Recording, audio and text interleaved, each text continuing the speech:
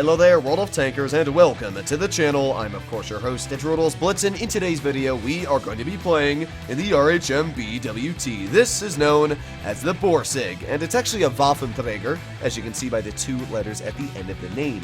Now Waffenträgers are vehicles like the Stayer, we got obviously the Waffle. There are a lot of them out there, and what's really cool about them is it actually stands for Weapon Carrier. These types of tanks in real life were meant to house a cannon that could be used on it, but then once it got to the battlefield, the weapon would be taken off of a vehicle like the Borsig and put on whatever tank needed it, whether it was an anti-aircraft or something. So it's really cool how the Borsig actually works, is that it was kind of like a delivery vehicle, but still use the cannon. I always love that idea. It's really cool if you actually research some of these tanks in Blitz. But we are going to be seeing how the Borsig can do in today's video. This is probably my favorite tier 8 tank destroyer. I can't think of any others that will come to mind.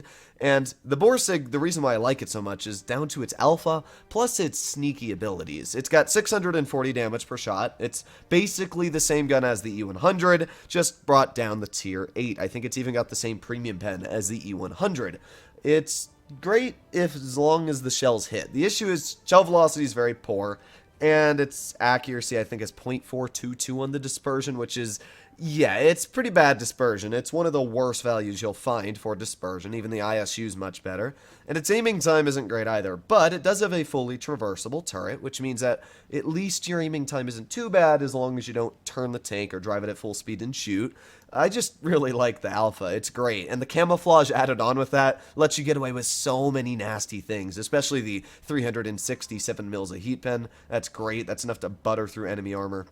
So in front of you, we got a VK-45, and while my dispersion may not be great, obviously hitting the broad side of a tank, or broad front, I guess it would be for that VK, is not going to be very hard to do, and we're going to connect that shell pretty easily. We got the Ag Tiger off to the side, and we also got a T-2020. I'm going to shoot a shell at his turret. That should be a pretty easy pen. Yeah, there you go. So we've already managed to deal 1,300 damage, and bring two healthy tanks down to, well, one of them's not incredibly healthy anymore. It is pretty fun to just to watch hit points evaporate when using a tank like this. So we got the Yag Panther, who I can't get a shell into just because my reload wasn't out yet, but we got the T-2020, and let's fire another shell. Oh, another penetrating shot, and then we back up. We're still not detected, by the way.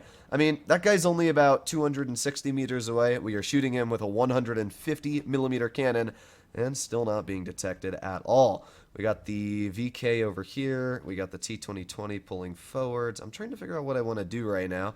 If that T-2020 backs up a little bit more, I'll shoot, but obviously I don't want to waste a shot that could miss. So, yeah, we'll just wait a bit. There's the Borsig on their team, pushing quite aggressive, actually. Let's see what we can do here. Come on, I want you to, yes, there you go. Ho, ho, ho. Big old shot into his tank, and there you go. We are finally detected. After dealing 2,600 hit points of damage, we've been spotted, but I just back up. I mean, they're already down the two tanks. You can just see where we just completely smacked the enemy team out of oblivion. Alright, so what do we have? We got the VK-100 left off to the side, who I'm going to try and get a shell into, but I doubt it. Unless he does that, then we might be able to get it out. Come on, VK. Ooh, pull forwards. Come on, do it. No.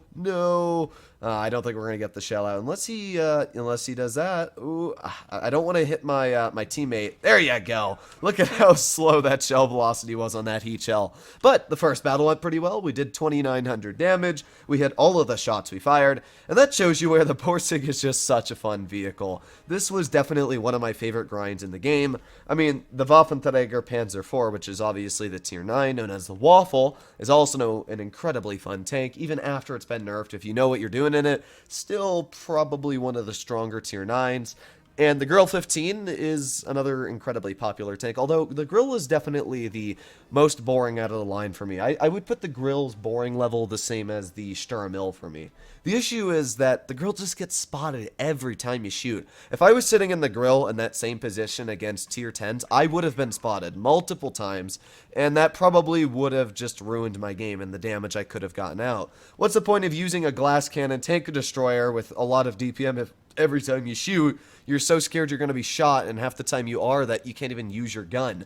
The Borsig, it's such a low-down vehicle. It's got such a good camo rating that you can get away with sneaky, stupid shots that you really can't in the grill. So let's see what we can do here. The enemy team, it's all tier 8s, so that's good and bad. I mean, they do have some very strong vehicles like the 49, which could ruin my battle. But what we're going to do right now is get a little sneaky tap into the Panther 8.8, and there you go. We just took 600 hit points off of him, and he took 200 off of me. Yeah, we definitely won that trade. This is just why I love using this tank, though, is you can get out these stupid trades. 5 more seconds, I'll have another shell. 3, 2, 1, and hello. Goodbye. There you go. We traded 400 hit points to clear a full health tier 8 medium. That's a pretty good trade if you ask me.